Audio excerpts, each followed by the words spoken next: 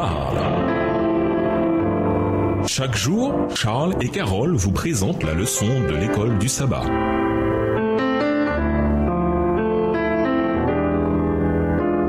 Bienvenue dans votre émission Dieu nous parle. Voilà sont de mercredi, les différentes étapes de l'Alliance. Genèse 12 et versets 1 et 2. Ces deux versets mettent en évidence la première étape de la promesse de l'Alliance faite par Dieu à Abraham. Il y en a trois. Dieu s'approcha d'Abraham, lui donna un ordre, puis lui fit une promesse. Cette approche souligne le fait que Dieu avait choisi Abraham en tant que première grande figure de son alliance de grâce. L'ordre donné réclamait une confiance totale d'Abraham en Dieu. Hébreux 11, verset 8. La promesse, Genèse 12 et versets 1 à 3 et le verset 7. Puis une bien que faire spécifiquement aux descendants d'Abraham est en réalité une promesse faite à toute l'humanité. Genèse 12, verset 3, Galates 3, les versets 6 à 9. La deuxième étape de l'alliance de Dieu avec Abraham apparaît dans le texte de Genèse 15, les versets 7 à 18. Dans quel verset retrouve-t-on certains des éléments de la première étape? Dieu qui s'approche de l'homme, un appel à l'obéissance et la promesse divine. Genèse 15, versets 7 à 18. L'Éternel lui dit encore, je suis l'Éternel qui t'ai fait sortir d'Ur en Chaldée pour te donner en possession ce pays. Abraham répondit, Seigneur éternel, à quoi connaîtrai-je que je le posséderai? Et l'Éternel lui dit, prends une génisse de 3 ans, une chèvre de 3 ans, un bélier de 3 ans, une tourterelle et une jeune colombe. Abraham prit tous ces animaux, les coupa par le milieu et mit chaque morceau l'un vis-à-vis de l'autre. Mais il ne partagea point les oiseaux. Les oiseaux de proie s'abattirent sur les cadavres et Abraham les chassa. Au coucher du soleil, un profond sommeil tomba sur Abraham et voici une frayeur et une grande obscurité vint l'assaillir. Et l'Éternel dit à Abraham, sache que tes descendants seront étrangers dans un pays qui ne sera point à eux. Ils y seront asservis et on les opprimera pendant 400 ans. Verset 14. Mais je jugerai la nation à laquelle ils seront asservis et ils sortiront ensuite avec de grandes richesses. Toi, tu iras en paix vers tes pères. Tu seras enterré après une heureuse vieillesse. À la 4e génération, ils reviendront ici, car l'iniquité des Amoréens n'est pas encore à son comble. Quand le soleil fut couché, il y eut une obscurité profonde. Et voici, ce fut une fournaise fumante, et des flammes passèrent entre les animaux partagés. En ce jour-là, l'Éternel fit alliance avec Abraham et dit, je donne ce pays à ta postérité, depuis le fleuve d'Égypte jusqu'au grand fleuve, au fleuve d'Euphrate.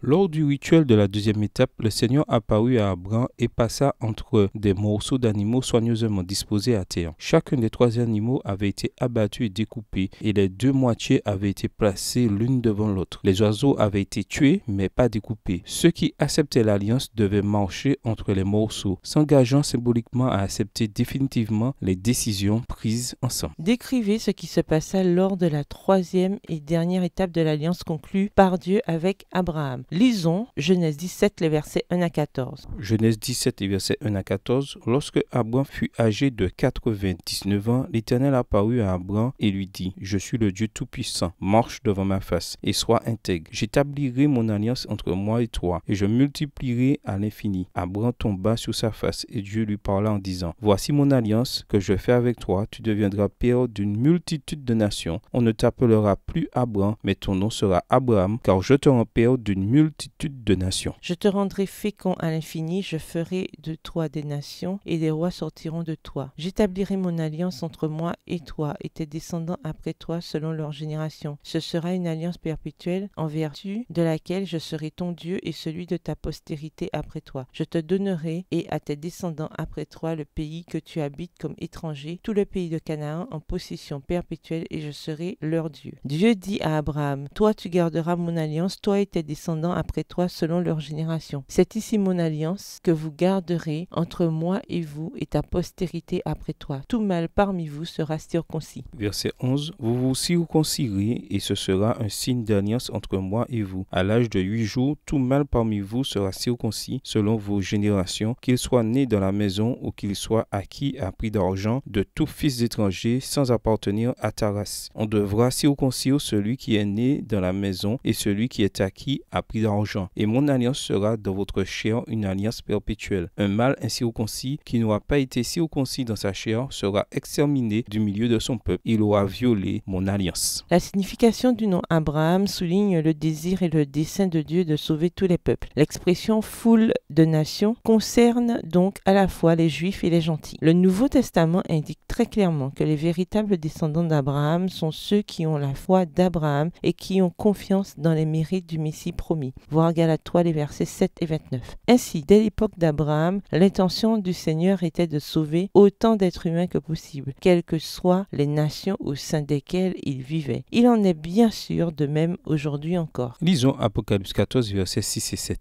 Le message du premier ange. Quel parallèle pouvez-vous trouver entre ce que dit l'ange et ce qui s'est passé dans le contexte de l'alliance conclue avec Abraham? En quoi les questions sont-elles les mêmes? Apocalypse 14, versets 6 à 7. Je vis un autre ange qui volait par le milieu du ciel, ayant un évangile éternel pour l'annoncer aux habitants de la terre, à toute nation, à toute tribu, à toute langue et à tout peuple. Il disait d'une voix forte, craignez Dieu et donnez-lui gloire, car l'heure de son jugement est venue, et adorez celui qui a fait le ciel et la terre et la mer et les sources d'eau. Au revoir. Et à demain si Dieu veut.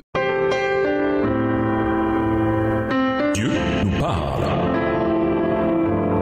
Chaque jour, Charles et Carole vous présentent la leçon de l'école du sabbat.